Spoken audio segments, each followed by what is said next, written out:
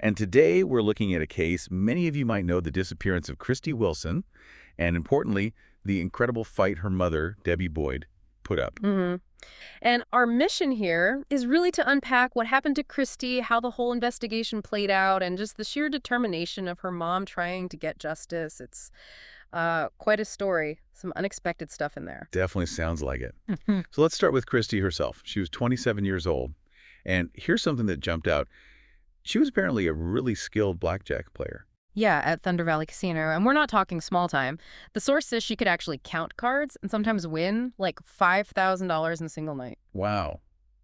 That's serious skill. It really is. And it tells you something about her, doesn't it? Sharp mind, analytical, paints a picture of someone pretty capable, maybe not someone you'd immediately think of as, well, vulnerable in that setting. Right. Okay, so the date is October 4th, 2005.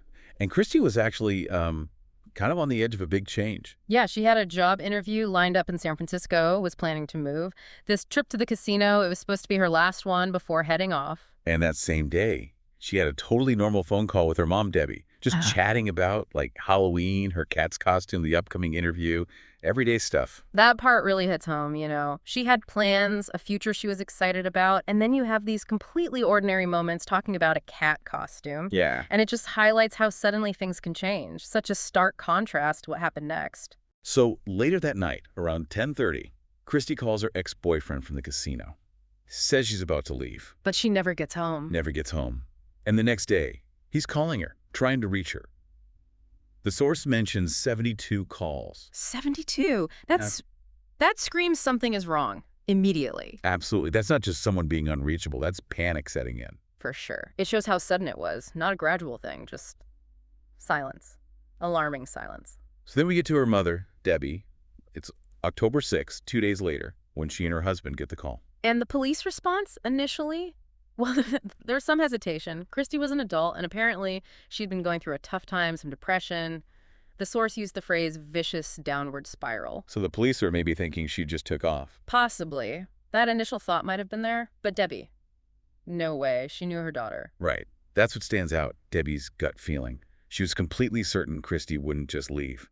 Not without her cat, her packed luggage, her medication. That mother's intuition, knowing her child wouldn't abandon those things, it turned out to be so crucial right from the start. And her instinct wasn't wrong. Police eventually reviewed the casino surveillance, and sure enough, they see Christie arrive. She's playing blackjack, winning, like you said. But then they see this guy, described as a short, stocky man with black hair. He's watching her first, from the slots area. Okay. Then he comes over, joins her table, later identified, of course, as 53-year-old Mario Garcia. And this is where things start to get uncomfortable. Yeah, really disturbing, because Christie's whole demeanor changes after Garcia shows up. Casino staff noticed it, even her stepfather, Patrick Boyd, who was actually a police sergeant himself. Oh, wow. Yeah, they said she started acting completely out of character, disoriented, and she started losing money, which was unusual for her. Her stepdad just had this gut feeling, you know? Something's really majorly wrong. You trust that instinct, especially from another cop. Absolutely. And the footage backs it up. Garcia's seen touching her, wrapping his arms around her, leaning in way too close. Ugh. And you can see Christie pushing him away, clearly uncomfortable. So what happens then? She called her ex saying she was leaving. Right. She leaves the table, makes that call, says she's leaving, but then she comes back. She goes back to the table. Why? That's the question, isn't it? And she seems increasingly intoxicated. Yeah. But here's the thing. The report says she'd only had one drink offered by Garcia. Only one. That doesn't sound right. That raises a huge red flag. Exactly. It hints that maybe something else was going on, something more sinister than just drinks. Okay, so things are clearly escalating. There's some kind of argument with a dealer, security gets involved, and then Garcia insists he should escort her out. And this is the really chilling part on the tape. You see him grab her as she tries to pull away from him. So she's resisting. Clearly. And then they both just disappear from the camera's view. Into this area, the investigators later called the black hole. The black hole, meaning no cameras covered that spot. Precisely. That crucial moment, whatever happened next, it's lost. No visual record. Shows how, even with surveillance, there can be these critical gaps. So how did they ID Garcia then? Through the casino systems, his player's card, his slot machine use. They tracked him down that way. And Debbie's reaction when they told her his name. Fierce. Just fierce. The source quotes her, "I want my daughter back, and I want her back now. I may be 5'1" and blonde, but they've just met a barracuda, and the fight's on." Wow. That says it all, doesn't it? It really does. That's the moment it shifts. It's not just searching anymore. It's confrontation. It's that mother's love turning into this relentless drive for justice. But Garcia, initially, he didn't seem like the type, right? Not on the surface, no. Looked like a regular guy. Married, kids, coached soccer, owned a ranch. His family was adamant he was innocent. And his record was clean. Almost. Just one minor misdemeanor from way back in the 80s. That was it, initially. So just a normal-seeming guy. Which is often how it is, I guess. Exactly. That veneer of normalcy can hide a lot, and it shows how people close to someone can be completely blind to a darker side. But that misdemeanor, that turned out to be the key, didn't it? It blew the whole thing open. Investigators tracked down the victim from that case, a woman named Wendy Ward. And her story, it was horrifying. What did she say? She described this pattern of violence. They dated, and she said Garcia sexually assaulted her, kidnapped her, threatened her, just awful things. Oh, my God. And there was this detail about him making a sandwich right after the assault. Just chillingly callous. That's disturbing on another level. It really is. And incredibly, the original felony charges against him for what happened to Wendy, they got reduced. Reduced after all that. Yep.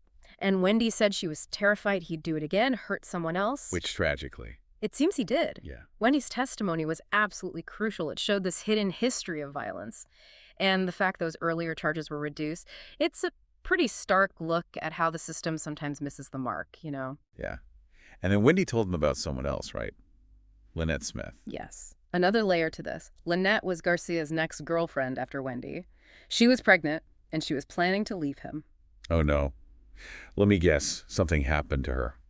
A very suspicious car accident. Christmas Eve, 1979. The car Lynette and her mother were in plunged into the Oakland estuary. Both died. And Garcia? He was supposedly in the car, too. Claimed he slept through the entire thing. Didn't even mention Lynette and her mother were with him at first. Slept through a car plunging into water. Seriously. That was his story. And unbelievably, no charges were ever filed against him in that case either. That's staggering. 2 women connected to him die in suspicious circumstances and nothing. As a whole other deeply disturbing dimension, doesn't it? Even without charges, the questions surrounding that incident are huge. Suggest a long, potentially violent history. So, okay, back to Christie's case. With Wendy Ward's testimony now, Garcia is arrested. Right. Finally arrested. But remember, they still don't have direct visual evidence of what happened to Christie in that black hole. A big hurdle for prosecution.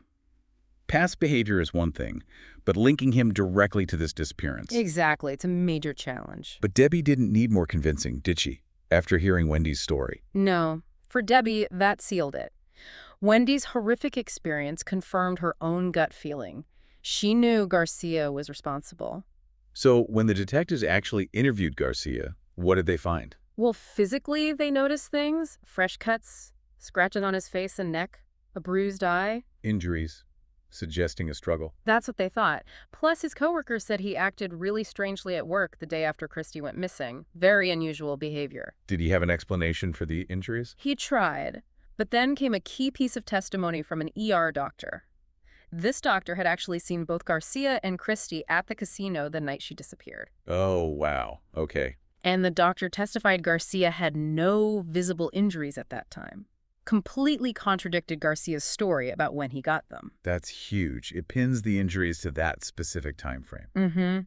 Really started to take apart his attempts to explain things away. Strongly suggested a fight had happened. So they started looking closer at that parking lot, the black hole. Right. Focused on that gap in surveillance.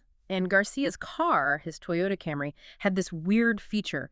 Its lights flashed when doors were opened, like a specific sequence. Okay. So another camera, not aimed directly there but catching the edge, recorded the flashes from his car. Over a 3-minute period, the lights flashed in a way that indicated all 4 doors were open. All 4 doors for 3 minutes. What does that suggest? Well, it doesn't look good, does it? It suggests activity, something happening involving the whole car, maybe moving something or someone, and it happened right in that blind spot. And then he drove off. In the opposite direction of his home. Which, again, didn't match his story about where he was going, undermined his alibi further. So, circumstantial, yes, but it's painting a pretty damning picture. Very compelling. The door flashes, driving the wrong way. It strongly implies he was doing something in that blind spot he didn't want seen. Which leads to a really bold move by the prosecution. Yeah, a landmark decision, really. Yeah. They decided to take him to trial without Christie's body. First time in North Sacramento legal history. Wow. That's a massive risk. Relying entirely on circumstantial evidence. For anyone listening, that's evidence that suggests something is true but doesn't directly prove it.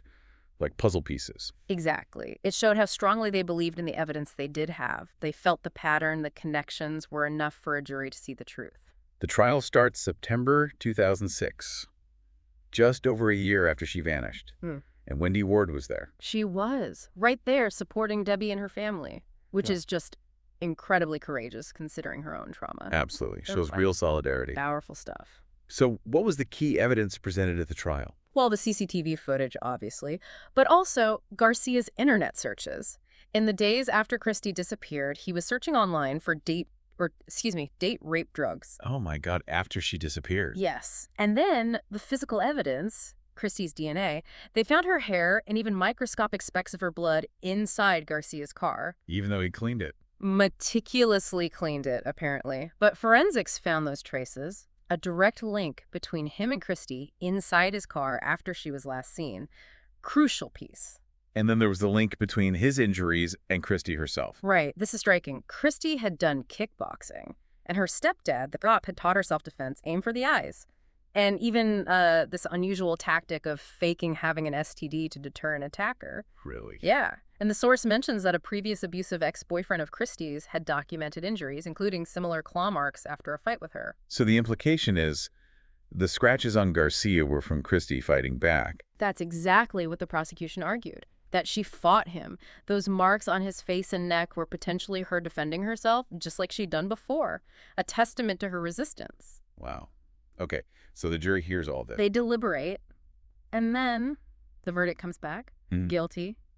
Mario Flavio Garcia, guilty. How did Debbie react? Relief, of course, but also deep sadness. She called it a shallow, hollow victory because Christie was still gone. Yeah. Her first words were reportedly a plea directly to Garcia. Now, Mario Garcia, where did you put my daughter? Just heartbreaking. Still no closure on that front. Not yet. Accountability, yes, but not the closure of knowing where Christie was. And the sentence. He got 59 years, a long sentence, partly because the judge could consider the details of what he did to Wendy Ward. And Garcia's reaction. Remorse. Absolutely none, according to the source. Oh. Showed no remorse at all. Debbie gave a very powerful victim impact statement, though. I can only imagine. But the fight wasn't over for the Boyds, was it? No, tragically. Years of fighting his appeals. And then something really disturbing happened in 2017. What was that? Garcia started writing letters to Debbie from prison, hinting he might give information about where Christie's body was, maybe in exchange for something. Oh, that's cool. Using her daughter's remains as a bargaining chip. Exactly. Debbie was faced with this horrible conflict. What do you do? But ultimately, she refused. She wouldn't let him manipulate her like that. Incredible strength. Truly. Just refused to be victimized by him again. But then, years later, a breakthrough. Yes. Detectives reopened the case, started re-interviewing Garcia's family. And his son, Chris, remembered something. What did he remember? The day after Christie vanished, he remembered his dad acting really weird. Frantic, disheveled, working on his tractor way out on their property, far from the house. And he missed Chris's big soccer game, which was totally unlike him. A specific memory? A specific location? Exactly. That memory from Chris, his father's strange behavior in that particular spot, that was the key they needed. So they went back to the property. Mm-hmm. With ground-penetrating radar, focusing on the area Chris mentioned. And they found something about 20 feet down. 20 feet. Wow. What was it? Bones, confirmed by an archaeologist as human remains. Christie. It was Christie, after 15 years. And the remains, they showed she had a broken hand, a broken nose. Confirming she fought back, just like the evidence suggested. Tragically, yes. Confirmation of her resistance. You can imagine the emotion for those detectives who'd worked the case for so long. 15 years. That's incredible dedication. And then they had to tell Debbie and Patrick. Yeah, the hardest conversation. But mixed with the grief, there was finally this sense of bringing her home. They were so grateful to the detectives. Finally, some measure of peace, maybe. A measure, yes. Yeah. On the anniversary of her disappearance, Christie was cremated. Debbie could finally lay her daughter to rest. She talked about just cherishing the 27 years she had with her. And there was something shared at her memorial. Yeah, really poignant. Her best friend Tiffany shared these words Christie had actually given her about a year before she died. And listening to them then, it felt like Christie's own eulogy. What did it say? It was about her spirit enduring, about the hope of meeting again in heaven. Yeah. Just incredibly moving, especially given everything. What a powerful, heartbreaking end to that part of the story. It really is.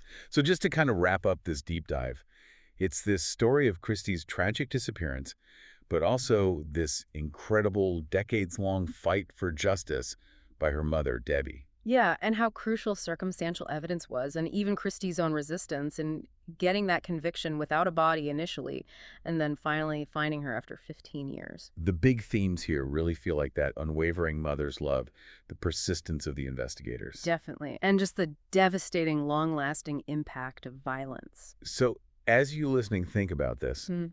consider that power of a mother's intuition, the sheer difficulty of getting justice when someone is missing, presumed dead.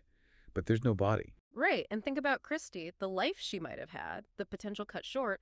What does this whole story tell us about, well, the nature of evil maybe, but also about the incredible resilience of people like Debbie Boyd in the face of just unimaginable loss?